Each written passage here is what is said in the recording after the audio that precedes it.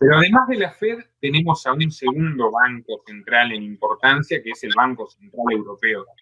Para lo cual me gustaría hablar no solo de las finanzas de la Unión Europea, sino de la Unión Europea en su conjunto, porque la Unión Europea es el gran laboratorio de gobierno mundial, es de todos los organismos transnacionales el que tiene más fuerza, mayor vigencia y que nos puede servir para entender el modelo que sus propios creadores, como por ejemplo George Soros, quieren globalizar en este momento. Contanos un poco, Manu, cómo surge la Unión Europea, en qué contexto, cuáles son sus precedentes. Bueno, los inicios de esta organización se remontan a los años 50, cuando empieza a ser promovida y alentada la idea de una Europa industrial y nace la Comunidad Europea del Carbón y del Acero, también conocida como SECA, que básicamente buscaba monopolizar el sistema industrial de Francia, Alemania Occidental, Italia, Bélgica, Luxemburgo y Países Bajos, quitando así los sistemas de aranceles para dicha organización. Todo esto disfrazado de una maniobra de libre competencia. Es una medida que solo favorecía a los estados que lo llevaban a cabo y a sus monopolios. Esto simbolizaba un bosquejo de lo que a futuro se iba a convertir en el sistema bancario europeo.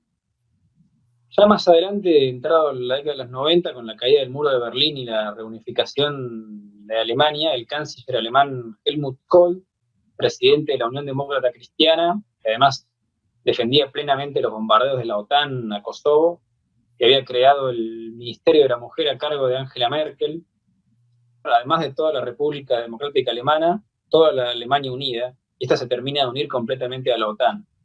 Los años 90 van a ser decisivos para la política europea.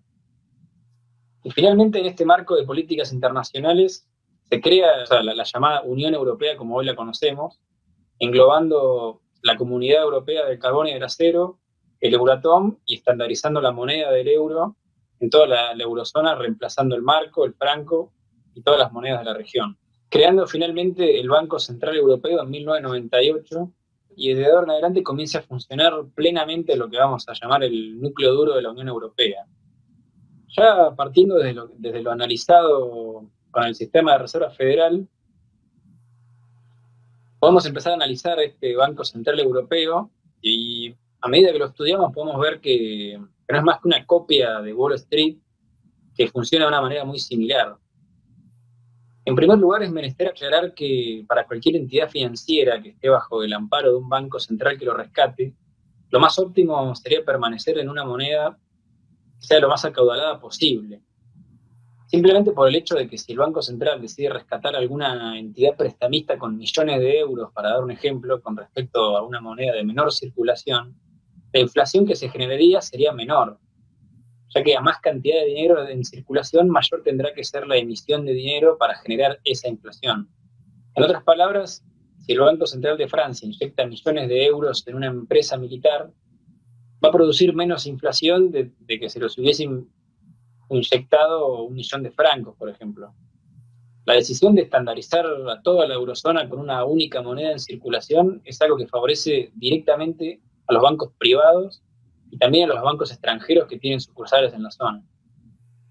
Pero esto, a su vez, ha encarecido dramáticamente el costo de vida de muchos de los países de la Unión Europea, donde los grandes empresarios se vieron artificialmente beneficiados y muchos pequeños empresarios y personas del común que se vieron cómo escalaba dramáticamente su costo de vida, igualándose al de Alemania y Francia, que eran las dos monedas precursoras más fuertes del euro.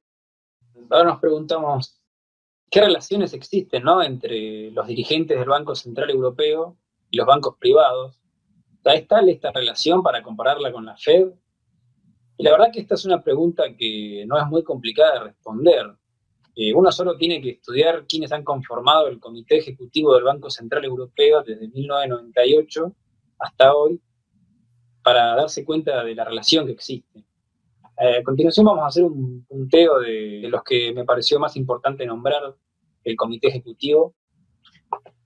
En primer lugar tenemos a Wim Duisenberg, el primer presidente de 1998, que después de estudiar economía en la Universidad de Goringa de Países Bajos, se muda a Washington, donde trabajaría unos años en el FMI. De 1973 a 1977 fue ministro de Finanzas de Países Bajos y poco después se convertiría en el vicepresidente del banco privado financiero Rabobank. Como vicepresidente de Duisenberg tenemos a Christian Neuer, quien fue gobernador del Banco de Francia y ahora es actual presidente del Banco de Préstamos Internacionales.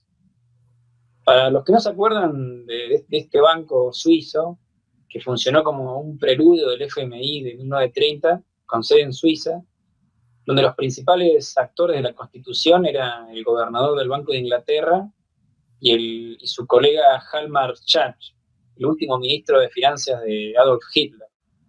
Esto es una razón por la cual los nazis no invadieron Suiza en la Segunda Guerra Mundial. O sea, justamente el banco de Suiza más importante de préstamos internacionales estaba dirigido y administrado por ellos.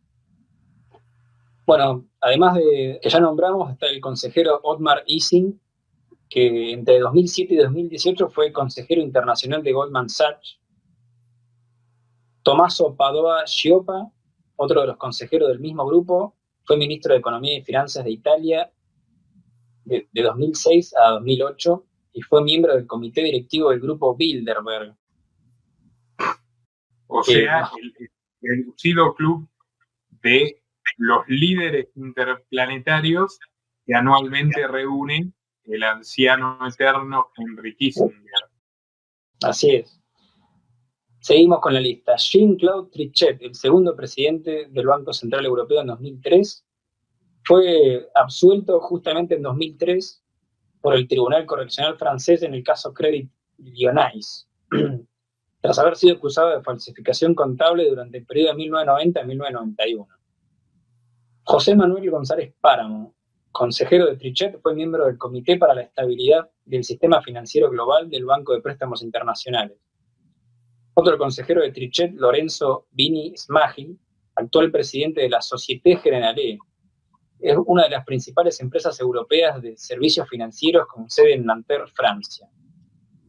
Peter Praet, consejero de Trichet y posteriormente de Mario Draghi, fue economista en jefe de la compañía financiera Fortis, así también como fue miembro del suplente en la reunión de Economía Global del Banco de Préstamos Internacionales. Benoit Cœuré, consejero también, en octubre de 2013 fue nombrado presidente del Comité de Sistemas de Pago y Liquidación del Banco de Préstamos Internacionales. Yves Mersch, consejero apodado como el Halcón Monetario, por sus aplicaciones de los intereses, gobernador suplente por Luxemburgo en el Consejo de Gobernadores del FMI. Mario Draghi, presidente que sucedería a Trichet, entre 1985 y 1990 fue director ejecutivo del Banco Mundial y entre enero de 2002 y 2006 fue vicepresidente por Europa con cargo operativo de la Goldman Sachs, además de trabajar durante años para los bancos italianos como la Banca Nazionale del Lavoro y el IRI, que es un ente público italiano de rescate sistemático de bancos privados desde 1930. Luis de Guindos, actual vicepresidente, ha trabajado en compañías de servicios financieros siendo miembro del Consejo Asesor de Lehman Brothers y en 2011 trabajó para el Consejo de Administración del Banco Privado Español Mare Nostrum. Luis de Guindos fue ministro de Economía de Mariano Rajoy, o sea, fue ministro de Economía de España también. También, sí. Después, Philip R. Lane, actual consejero, fue investigador de economía requerido en las reuniones tanto del FMI como de la Fed. Y por último, Christine Lagarde, expresidenta del FMI, quien también fue ministra de Cultura, de Agricultura y de Comercio en Francia. Con toda esta información, podemos cotejar las relaciones que existen entre el Comité Ejecutivo del Banco Central Europeo y los bancos privados, con los bancos norteamericanos, incluyendo la Goldman Sachs, y además de las entidades internacionales como el Banco Mundial, el FMI y el Banco de Préstamos Internacionales. Dicho en otras palabras, como sucede en Estados Unidos, los que emiten la plata son socios de los que la prestan. El mayor rescate bancario del Banco Central Europeo fue para la Navidad de 2011, donde se inyectaron 489.000 millones de euros. Y ahora van por más, van por 600.000. Van a superar el récord. No solo existe la relación entre la banca central y las entidades financieras, sino también que paralelamente hay un apoyo a las empresas privadas de motores, petroleras y armamentísticas.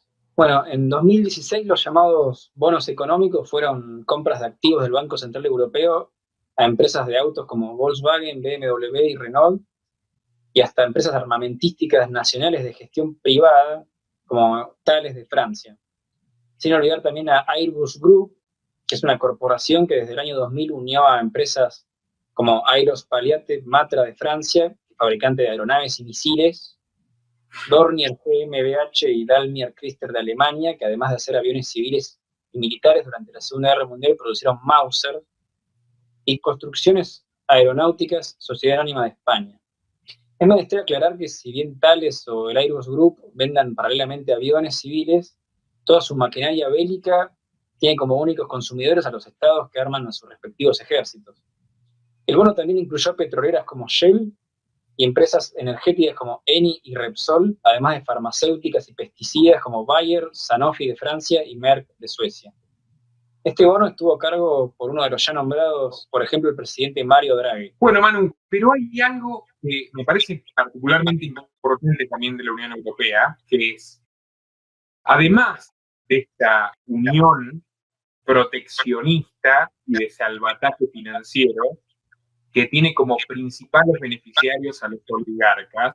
Yo siempre digo oligarcas, aludiendo al significado original griego de esa palabra, que es oligarquía igual gobierno de una clase privilegiada sobre el resto de la población.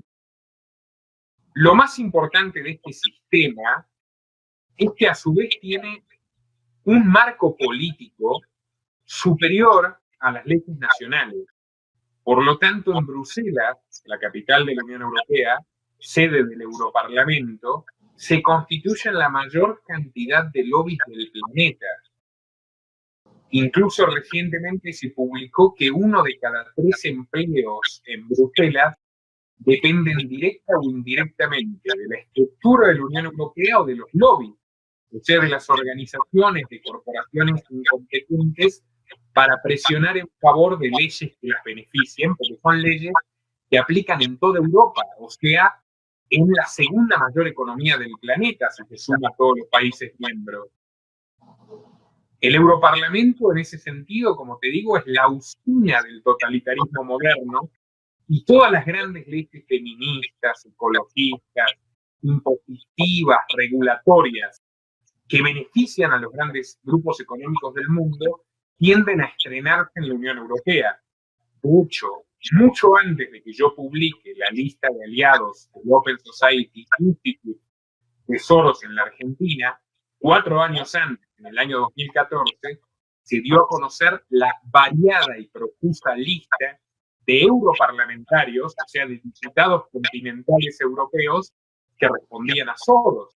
Y entre ellos se encontró los nombres de gente que supuestamente nunca iba a estar en esas filas, como Emma Bonino, que es del Partido Radical Italiano, Daniel Cohn-Bendit, Daniel Rocco, la cara visible del mayo del 68, y nuestro querido amigo Pablo Iglesias, que ordenó censurarme en vivo y en directo de Iscan TV cuando señalé la hipocresía de los neocomunistas españoles como él, que ahora es vicepresidente de España, pero en ese entonces era uno de los empleados de George Soros en el Parlamento Europeo.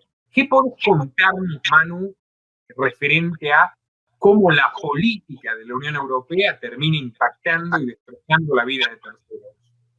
No solo de los ciudadanos europeos, que ya sufren bastante. Para salir un poco del tema monetario, la Unión Europea también cuenta con un Estado Mayor Militar, denominado EUFOR, responsable de la seguridad y de la llamada Policía Exterior, la cual se basa en operaciones militares fuera de la eurozona. Empezando por la Operación Concordia en la República de Macedonia en 2003, las fuerzas de la Unión Europea reemplazaron a las de la OTAN, al igual que en otros países de la ex Yugoslavia como Bosnia. También se llevaron a cabo operaciones militares en suelo africano, como en la República Democrática del Congo, en Chad, en la República Centroafricana, y mantienen tropas de entrenamiento militar en Mali.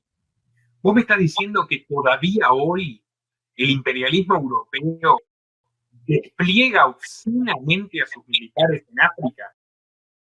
Así es. Además, cabe aclarar que en este último país, en Mali, el Estado francés inició una invasión a cargo de Hollande en su lucha contra el terrorismo en 2013, que fue sucedida por otra operación Barkhane en 2014, la cual ocupa toda la zona del Sahel, es decir, Malí, Níger, Mauritania, Burkina Faso y Chad. Hasta Macron ha visitado las tropas francesas, copiando el carácter de Angela Merkel en Afganistán. Macron, el hombre de la banca Rothschild. Bueno, y ahora, ya que nos encontramos en la zona centroafricana, la cual hoy parece bastante agitada tanto por Francia, que exige la participación de Alemania, como de la Unión Europea, en lo que marca la guerra contra el terrorismo mundial. La guerra contra el terrorismo creado y financiado por Estados Unidos y Europa. Así es. Es menester aclarar que gran parte de la zona centroafricana, incluyendo 14 países, y los ya citados Malí, Burkina Faso, Níger, Chad y República Centroafricana, desde 1945 hasta el día de hoy, se usa el franco centroafricano como moneda. Es una medida llevada a cabo por el francés ya nombrado Charles de Gaulle. Esta moneda impuesta en el periodo colonial francés fue puesta en práctica para controlar la devaluación de la moneda en sus colonias con respecto a la del franco, ya que la mayoría de las riquezas provenían de allí. Además fue realizado en 1939, en inicios de la guerra con la Alemania nazi, con el fin de construir un tesoro de guerra y anticiparse a la inestabilidad debido a cualquier situación conflictiva mundial.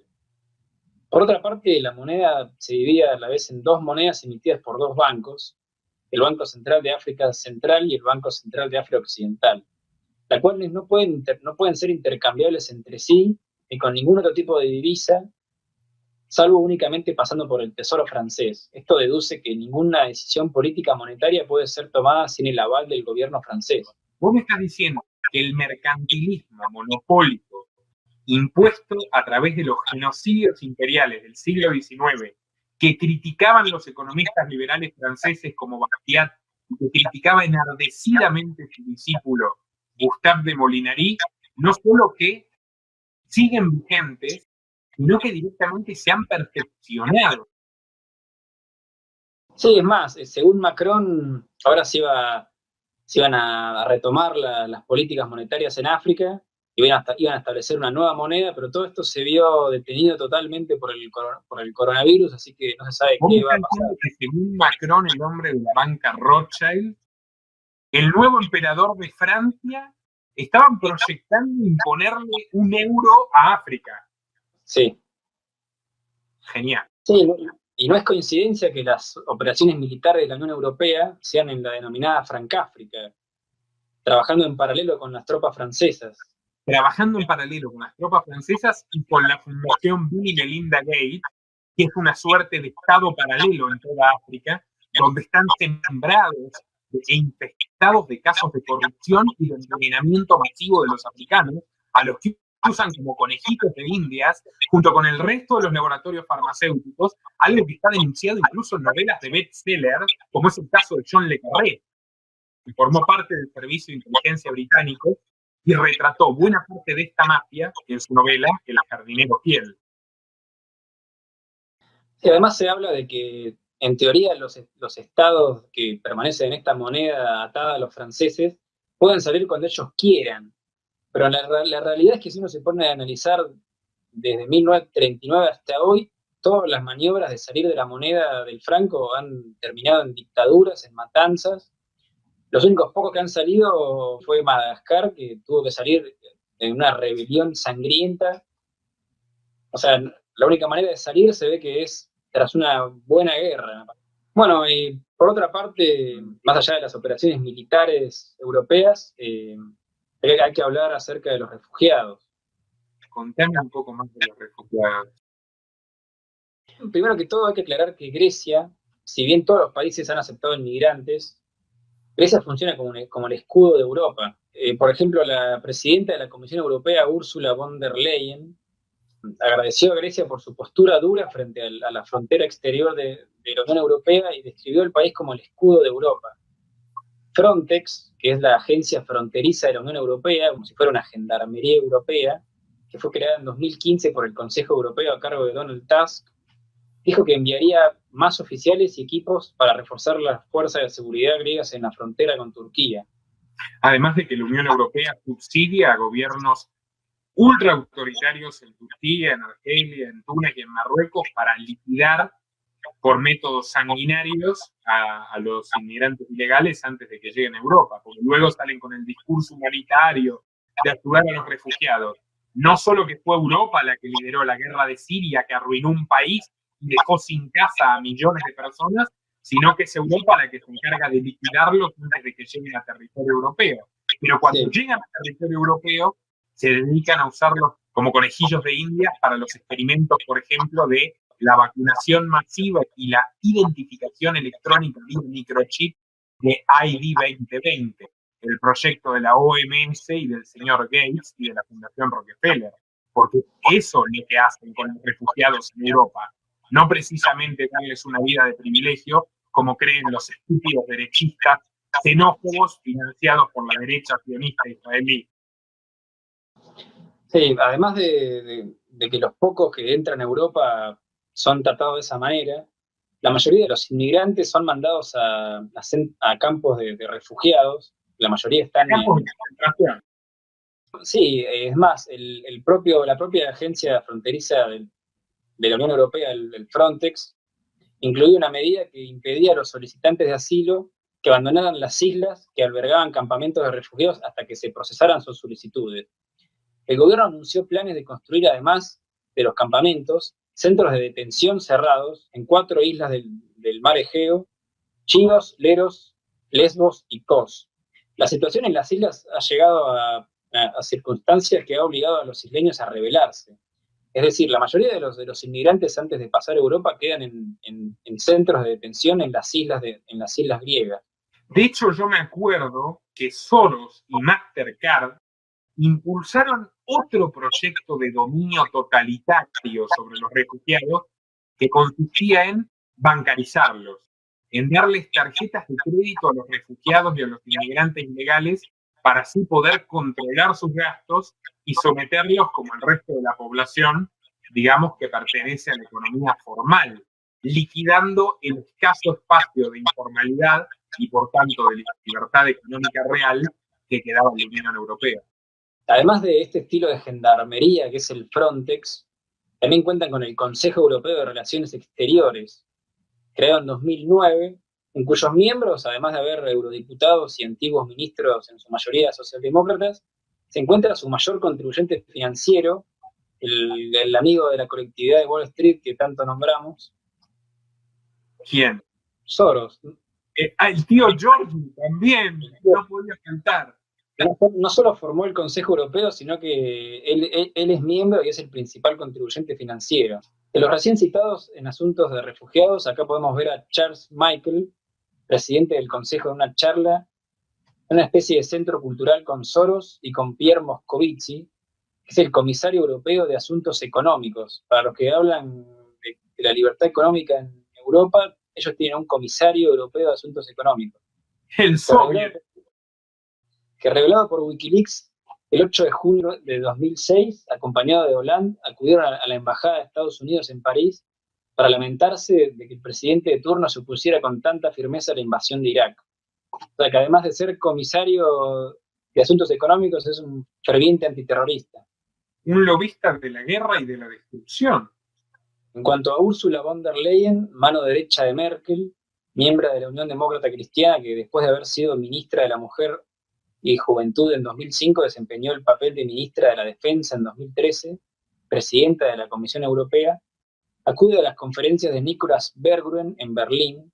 Aquí se los puede ver con él y con Soros en 2013. Todo esto llevado a cabo por el Instituto Nicolas Berggren, del que también Soros brinda numerosas conferencias.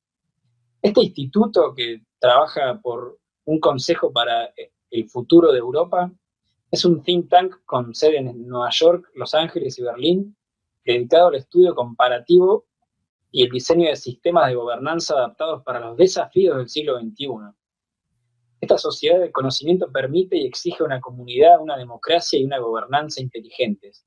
Entre sus miembros, aparte del propio Nicolas Berggren, podemos encontrar además de numerosos exministros en toda Europa, incluyendo a Guy Verhofstadt, ex ministro belga aliado de Soros, y el ya mencionado consejero del Comité del Banco Central Europeo, Otmar Issing, el expresidente de la Comisión Europea, Jacques Delors, el presidente de la Goldman Sachs, Peter Sutherland, y del lado más estadounidense, los ya conocidos por nuestro público, el maestro y mentor de Guzmán, Joseph Stiglitz, la ex secretaria de Estado de Bush, Condoleezza Rice, y el expresidente de Google, Eric Schmidt. Bueno, volviendo al Parlamento Europeo, hay tanta presencia de aliados de Soros que el otro candidato para el puesto de la presidencia de la Comisión Europea, además de Úrsula, era Franz Timmermans, que según el ministro húngaro Viktor Orbán es el hombre de Soros en el Parlamento. Tampoco podemos olvidar al expresidente del Parlamento Europeo, Martin Schulz, expresidente del Partido Socialdemócrata Alemán, aquí recibiendo a Soros en Bruselas. Podemos nombrar a, por ejemplo, Danielle Viotti, copresidenta del Intergrupo Europarlamentario LGBT, Yannick Jadot, eurodiputado director francés de Greenpeace, y la alemana Barbara Lochbihler, exdiputada del Parlamento Europeo y actual secretaria general de Amnistía Internacional en Alemania. También hay numerosos exdirectores de la Policía de España y de Italia. Excelente investigación, Manu, nuevamente. No dejas de sorprenderme. Muchísimas gracias. Gracias a vos, Nico. Este canal depende exclusivamente de tu apoyo. Para que siga siendo posible, por favor, entra al link de Patreon en la descripción y realiza tu donativo desde tan solo $2 por mes. Desde Argentina, dona en pesos y con el medio de tu preferencia a través de Mercado Pago.